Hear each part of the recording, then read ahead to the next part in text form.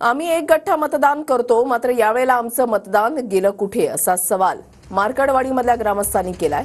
लाडकी बहीण योजनेचा आमच्या गावामध्ये परिणाम झाला नसल्याचा दावा देखील ग्रामस्थांचा आहे। गावामध्ये तुम्ही मतदान घेण्याचा प्रयत्न केला पण तो प्रशासनाने हाणून पाडला। दुसरीकडे जे माजी आमदार आहेत राम सातपुते ते असं सांगतायत की मी इथं गावामध्ये 21 कोटी रुपयाचा निधी दिला, विकास केला, म्हणूनच मला मतं पडली असा त्यांचा दावा आहे। आता बंधारं ते म्हणतात ना ते 6 बंधारं कुठं जर बंधारात त्या जाग्यापासून जर बंधारं हितवर असलं तेवढं दावायचं कुठं बंधार बांधलं ते म्हणायला काय झालं। मी म्हणू शकतो उद्या काय बी केलं मी, त्याला काय असतं। विजय मोहिते पाटलाला 3 बाऱ्या लावला ती तरी इथं 80% मतदान होणार सुभाष पाटलाला। परत उत्तमराव लल्ल त्याला बी 80-85% होणार। असं हे गावाचा इतिहासच आहे। मग आताच का दणका असा बसावा असं एक गावाचा विचार मोठा झाला ना।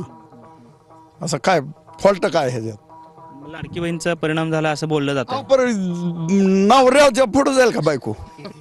जरी मी म्हणतो एखादी उंडगी असेल 2 जातेल्या की पण जे ऐकण्यात आहे ते तर ऐकल का नाही का त्याच्यापासून बी जाईल ती। काय संशय वाटतंय तुम्हाला? कारण गावात मतदान चांगलं झालं आणि त्यामध्ये कुठेतरी तफावत आली, काय संशय काय वाटतं तुम्हाला? नाही, दिलेलं मतदान हे झालंच नाही म्हणूनच शंका आहे ना।